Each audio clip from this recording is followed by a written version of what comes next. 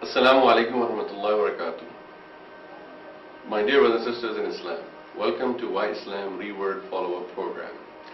This is the first of many videos that you are watching in order to train yourself and equip yourself to understand how the Why Islam Reword Follow-Up Program functions. My name is Imam Jawad Ahmed and I am the Why Islam Reword Follow-Up Coordinator. And I am usually sending you those emails that you see, that one-to-one Shahada assignment that you see in the subject matter of the email.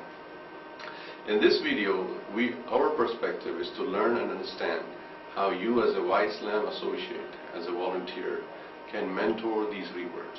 Remember, we have the Ansar and Muhajir program in Why Islam, where you who is a Muslim are the Ansar, and that new Muslim, the reword, is the Muhajir, who has left their family and their religion for the sake of Allah subhanahu wa ta'ala and come into Islam.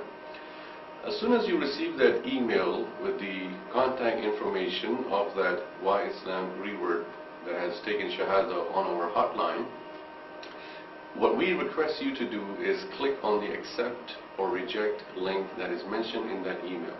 This helps us tremendously in terms of keeping the statistics and keeping a follow-up that who is being assigned to who and who's taking responsibility and who's not. Because if there is somebody who's not taking responsibility for that Why Islam reword, then we need to immediately assign that reword to someone else. So therefore our request to you as a first step is to click on the accept, and then further you can progress in the next steps.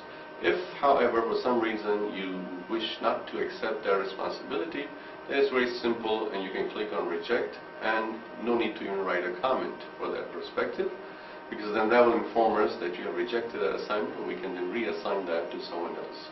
So brothers and sisters, please remember and make sure that you do click on either one of those, because then it expedites the process in our Why Islam database system to keep track of where the reword is being assigned to. Now the next step. Once you have clicked accept, what is to be done? Usually the reword has given us their phone number or their email, or they are given both.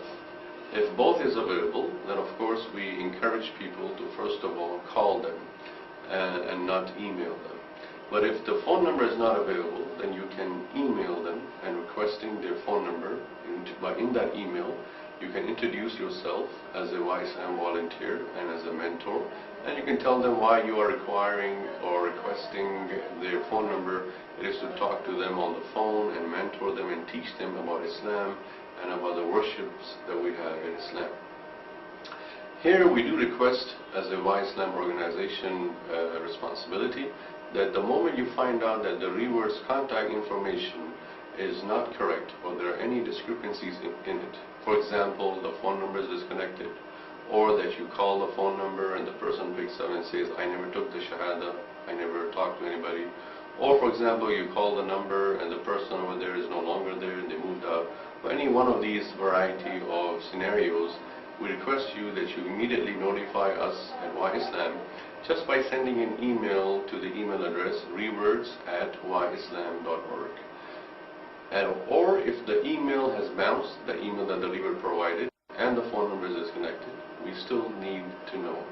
However, if the phone is disconnected and the email is valid, you can communicate to the reword and request them to provide you with a phone number so you can contact them.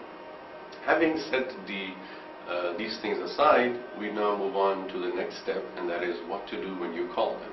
As soon as you call them, greet them with the Islamic greeting, Assalamu alaikum, and tell them your name and tell them you're calling from Why Islam Volunteer Organization, and inform them that you are their assigned mentor and that you have been given the responsibility to groom them and nurture them in Islam.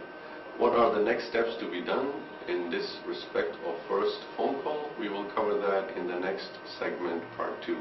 Until then, Assalamu alaikum wa rahmatullahi wa barakatuh.